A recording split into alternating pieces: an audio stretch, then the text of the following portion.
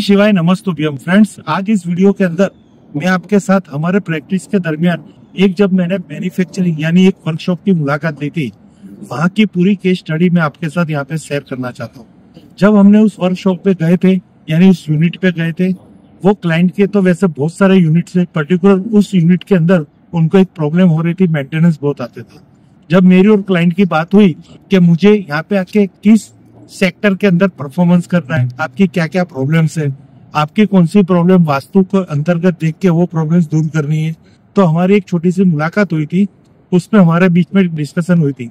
Sir ये जो हमारी फैक्ट्री है ना, वहां पे ऑर्डर बहुत है,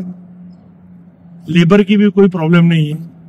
पर यहाँ पे हमें मेंटेनेंस बहुत आता है, जिसकी वजह से हमारा वहां पे शटडाउन होता है। और वो शटडाउन की वजह से हमारी जो डिमांड है सप्लाई की, वो डिमांड हम पूरी नहीं कर पाते और कस्टमर हमारे हाथ से निकल जाता है और वो और कोई चॉइस ले लेता है। तो जब मैंने उनकी वास्तु को बहुत अच्छी तरह से देखा, तो वहां पे मुझे उनकी जो मेन मशीनरी थी, जो वो प्रोडक्ट तो वहां पे मैन्युफैक्चरिंग कर रही थी, तो वो मशीनरी एक्चुअली वास्तु के हिसाब से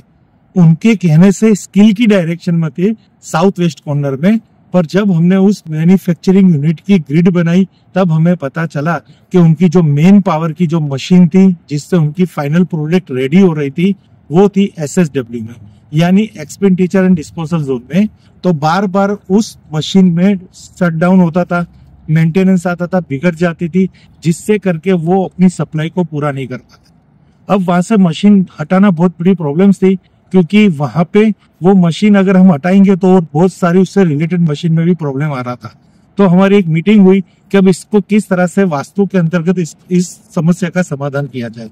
तो हमने जब देखा तो उस SSW के अंदर वो मशीनरी थी, तो हमने उसके जो बेस था, फाउंडेशन था, उस फाउंडेशन को हमने लाइट येलो, ऑफ वाइट ऐसे कलरों से उसको न्यूट्रलाइज किया।